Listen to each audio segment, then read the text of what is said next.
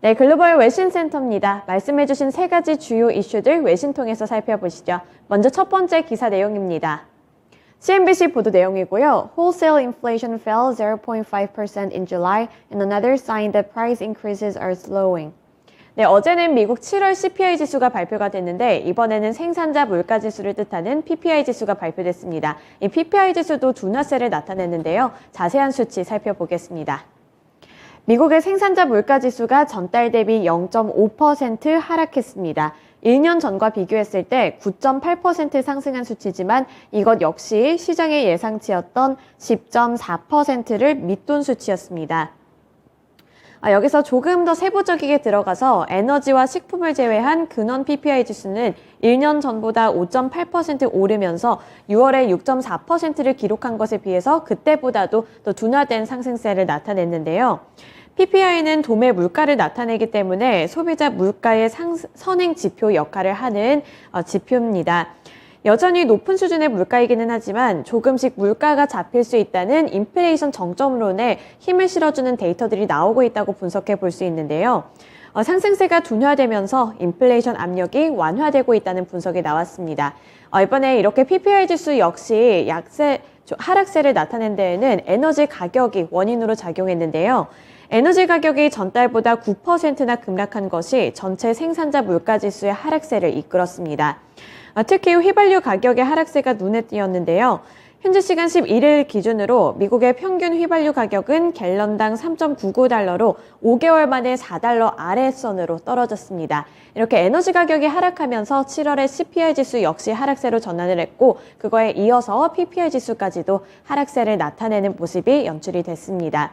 이렇게 인플레이션 정점론이 나오고 있는 가운데 조금 흥미로운 부분을 디즈니 쪽에서도 찾을 수 있었는데요. 디즈니가 가격 인상에 나섰다고 하는데 이번에는 이유가 인플레이션이 아니라고 합니다. 디즈니의 상황까지 자세한 코멘트 통해서 살펴보시죠. 밥차팩 디즈니 최고 책임자의 발언입니다. 우리는 수요를 읽는다. 소비자들의 수요에 따라 다른 전략을 취할 것이라고 말했습니다. 만약에 수요가 지속적으로 늘어난다면 그것에 맞춰 행동할 것이고 수요가 줄어드는 것 같다면 또 그 상황에 맞춰 행동할 것이라고 말했습니다. 하지만 수요가 줄어들 것으로 보고 있지는 않다고 밝혔는데요.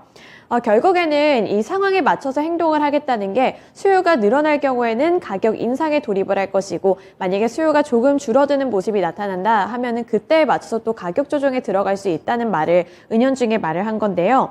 우선 디즈니는 테마파크 및 굿즈의 가격도 올렸고 그리고 디즈니 플러스 같은 경우에도 성적을 잘 거두고 있기 때문에 가격 인상에 돌입하겠다고 밝힌 겁니다.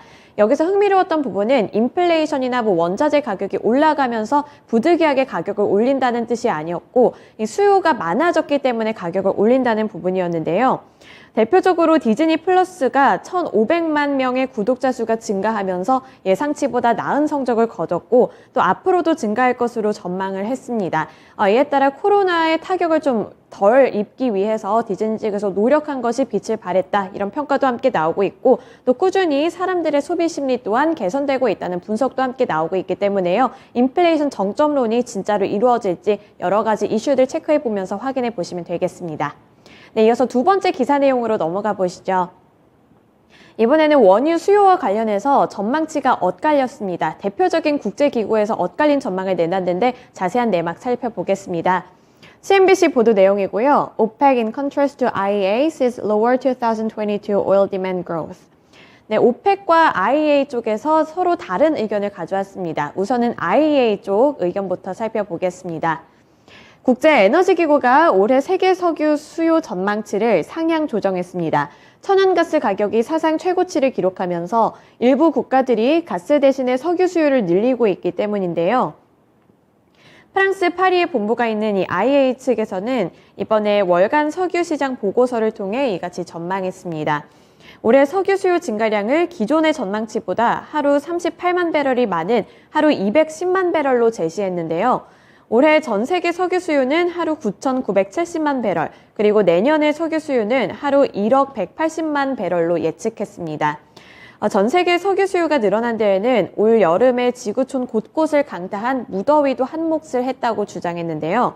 IEA 쪽에서는 맹렬한 폭염이 여러 지역을 강타한 와중에 유럽과 중동 그리고 아시아에서는 전력 생산의 석유 사용이 늘어났다고 설명했습니다. 이에 따라서 수요가 앞으로 더 늘어날 것이라고 전망을 한 건데요. 전 세계 석유 공급은 지난 7월에 하루 1억 50만 배럴로 코로나19 대유행 이후 최고치를 기록했습니다. 이 부분이 IEA 쪽에서의 주장이었는데 그에 비해서 오펙 측에서는 석유 수요량이 조금은 줄어들 것이라고 전망을 했습니다. 자세한 이유까지 함께 살펴보시죠. 반면 석유 수출기국 오펙에서는 올해 원유 수요 전망치를 소폭으로 하향했습니다. 오펙은 올해 전 세계 원유 수요가 하루 1억 3만 배럴에 달할 것이라면서 이전보다 하루 26만 배럴을 하향했습니다. 이는 올해와 내년 전 세계 성장률 전망치를 하향한 데 따른 조치였는데요. 세계 성장률이 줄어들게 되면서 원유 수요도 줄어들 것이라고 분석을 한 겁니다. 오펙은 올해 전 세계 성장률 전망치를 기존의 3.5%에서 3.1%로 하향했고요. 또 내년의 전 세계 성장률 전망치까지도 기존의 3.2%에서 3.1%로 하향했습니다. 이렇게 성장률이 둔화됨에 따라 원유 수요도 함께 줄어들 것이라는 분석이 오펙 측의 주장이었습니다. 이 두 가지 기구가 엇갈린 전망을 내놓은 만큼 원유 수요 윗부분 그리고 가격까지도 함께 트래킹해 보시길 바랍니다. 네, 이어서 마지막 기사 살펴보겠습니다. 지금까지는 테슬라 이야기를 주로 많이 했었는데 이번에 리비안 쪽에서도 실적을 발표했습니다. 간략하게 짚고 넘어가 보겠습니다. CNBC 보도 내용이고요. Rivian posts second quarter revenue above estimates but expects a wider loss for the year. 네, 어떤 실적이 나왔는지 성적부터 확인해 볼게요. 매출은 3억 6,400만 달러를 기록했는데 예상치인 3억 3,750만 달러를 상회했습니다. 그리고 주당 손실의 경우에는 1.62달러를 기록하면서 예상치인 1.63달러를 소폭으로 하회하는 모습이 나타났습니다. 이렇게 리비안 쪽에서 괜찮은 성적을 거뒀습니다. 이에 따라서 미국에서는 지금 기술주가 약세를 보이면서 전기차 관련 주가가 모두 다 하락세를 나타내고 있는데 리비안 쪽에서만 상승하는 모습을 연출을 했는데요. 이렇게 성적을 좋게 거둔 가운데 리비아는 또 연간 2만 5천 대 생산 목표를 달성할 수 있을 것이라고 밝히기도 했습니다. 이 리비안의 주가 흐름 어떻게 흘러가는지 함께 잘 체크해 보시면 될 것 같고요. 네, 이렇게 세 가지 주요 외신 뉴스들 함께 살펴봤습니다. 지금까지 글로벌 외신센터였습니다.